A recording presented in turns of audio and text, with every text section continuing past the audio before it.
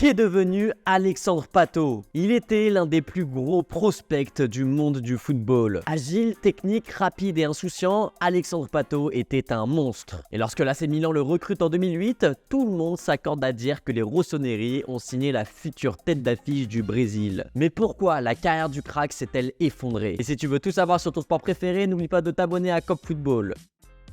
Comme beaucoup de Brésiliens, Alexandre Pato commence sa carrière au pays. Repéré très jeune par le Sport Club International, il fait ses débuts en novembre 2006 à l'âge de 17 ans. Et ses performances dès le début impressionnantes lui permettent d'être convoqué pour la Coupe du Monde des clubs. Une compétition qui permettra au monde de découvrir le joueur et de faire monter la hype autour de lui, si bien que l'AC Milan le signe à l'été 2007. Mais Pato devra attendre janvier 2008 pour jouer aux côtés de Ronaldinho, Kaká ou encore Ronaldo. Et dès son premier match face à Naples, le feu follet fait lever la foule de San Siro. Alors que la presse italienne s'enflamme, l'attaquant brésilien grimpe les échelons et monte en puissance. Et après les départs de Kaká et Ronaldo lors du mercato estival 2008, il devient le symbole de l'AC Milan. Mais c'est à ce moment-là que les problèmes commencent. À cause de pépins physiques, il ne joue que 22 matchs de Serie A lors de la saison 2009-2010. Attendu au tournant en 2010-2011, où son association en attaque avec Robinho et Ibrahimovic donne l'eau à la bouche, le Brésilien répond présent. Car Pato réalise un début de saison de haut vol avec 6 buts inscrits en seulement 8 matchs de championnat. Malheureusement, l'artiste se blesse à nouveau en novembre et l'AC Milan l'envoie aux États-Unis pour régler définitivement ses pépins physiques. Grâce à ces opérations, Pato finit la saison en beauté et semble enfin lancé. En 2011-2012, il marque face au FC Barcelone son but le plus connu, qui est aussi le but le plus rapide de l'histoire de la Ligue des Champions. En seulement 24 secondes, le Brésilien récupère le ballon et dépose toute la défense du Barça de Pep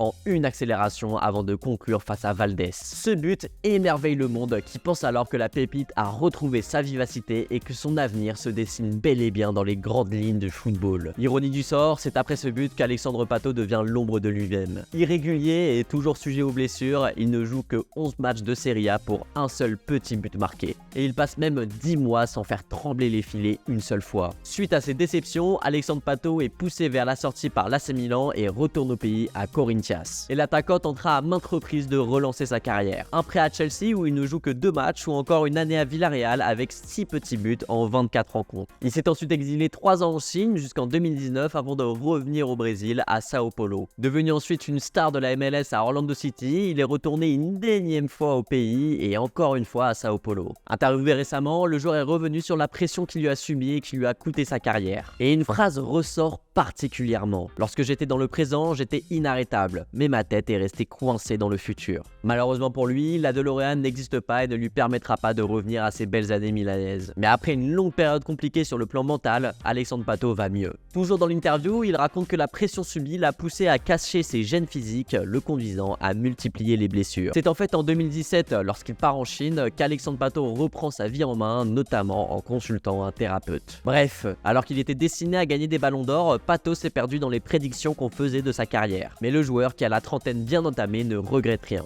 Il a conclu son interview en disant qu'il avait déjà gagné plusieurs ballons d'or. Il a une femme qu'il aime, une vie de famille paisible, il a gagné au jeu de la vie. Et toi, est-ce que tu penses que sa carrière est un gâchis? Dis-le moi en commentaire.